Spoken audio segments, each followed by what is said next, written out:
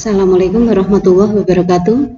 Kita akan lanjutkan ke teori perilaku produsen dengan dua faktor input yang berubah, di mana produksi tertentu memungkinkan terdapat dua faktor produksi yang dapat diubah jumlahnya. Proses produksi akan memiliki jumlah output yang sama meskipun menggunakan kombinasi faktor produksi yang berbeda. Kita lihat pada sebuah tabel di mana kombinasi input untuk menghasilkan 50 unit output.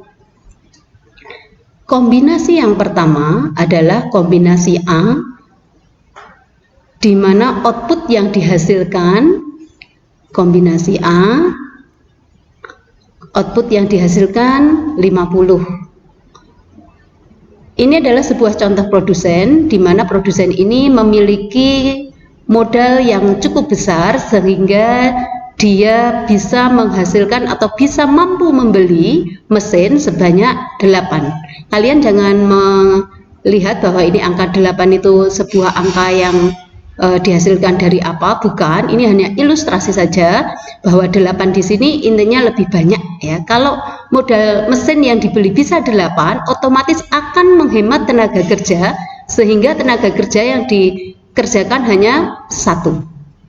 Kita lihat lagi untuk kombinasi yang B. Ini adalah output yang dihasilkan sama, yaitu 50, tetapi ini sebuah contoh dari produsen yang tidak begitu memiliki banyak modal sehingga dia mampu membeli sebanyak 4.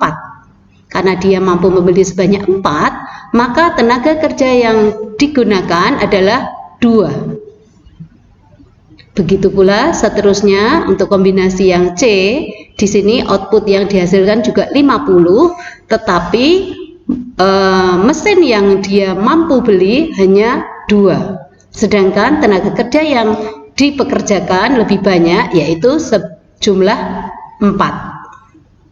Kita lihat kombinasi D yang terakhir. Di sini adalah contoh dari gambaran seorang produsen di mana dia juga bisa menghasilkan output sebanyak 50, tetapi dia mampu membeli hanya 1 mesin saja, dan tenaga kerja yang digunakan otomatis lebih banyak, yaitu sejumlah 8 orang.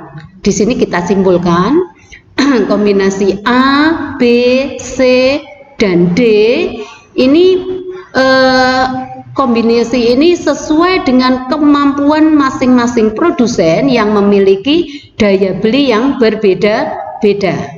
Kita simpulkan, yang memiliki banyak uang atau memiliki daya beli yang tinggi, maka dia akan membeli mesin lebih banyak dan tenaga kerja yang lebih sedikit. Kita akan lihat garis kurva isokon atau tabel dari kurva isokon. Di sini memperlihatkan semua kombinasi input yang menghasilkan output yang sama. Dari kombinasi A, B, C, dan D.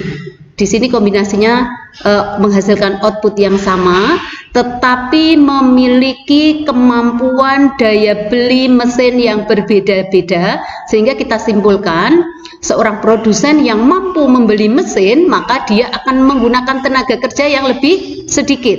Sedangkan produsen yang minim modal, memiliki daya beli yang cukup lebih rendah, maka dia akan menggunakan tenaga kerja yang lebih banyak meskipun output yang dihasilkan menghasilkan jumlah yang sama. Begitu ya. Jadi ini garis isokon menghasilkan output yang sama. Kita lanjutkan ke garis isokos, di mana kurva yang menunjukkan kombinasi input faktor produksi yang mampu dibeli oleh perusahaan dengan anggaran tertentu.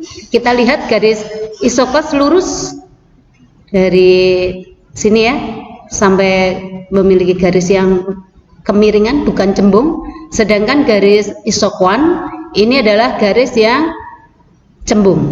Kita lihat posisi garis isokos bertemu dengan isokwan. Di sini menunjukkan bahwa kombinasi ini adalah memiliki produksi yang paling maksimal, di mana perusahaan ini mampu membeli dan dapat menghasilkan output yang diinginkan. Kita lanjutkan sebuah kurva di mana produksi yang paling maksimal itu adalah posisi di sini. Kita gambarkan, ini adalah sebuah titik A. Ini adalah kombinasi faktor produksi yang paling maksimal. Kenapa? Karena garis isokos bersinggungan tepat dengan garis isokuan. Bagaimana dengan posisi yang ini? Garis isokuan yang berada di atas garis isokos, posisi yang B di sini. Di sini adalah posisi di mana produsen menginginkan hasil output yang sama tetapi di atas garis anggaran. Jadi ini kurang efektif karena kemampuan dari produsen tidak mampu membeli. Tidak efektif artinya tidak mampu dibeli. Sedangkan pada posisi yang berada di bawah garis anggaran, di sini adalah garis isokuan C katakanlah. Di sini adalah posisi produsen yang membeli atau menghasilkan output, tetapi masih menyisakan anggaran, di mana garis anggarannya berada di atasnya, sehingga masih ada sisa anggaran. Otomatis logikanya kalau sisa anggaran ini masih, kemungkinan input atau barang-barang yang digunakan ini kurang berkualitas, katakanlah seperti itu ya. Jadi posisi di sini, posisi C di sini masih menyisakan sisa anggaran. Nah, di sini produksi yang paling optimal, yang tepat adalah yang A, di mana saya ulangi lagi, garis isokos bersinggungan tepat dengan isokuan.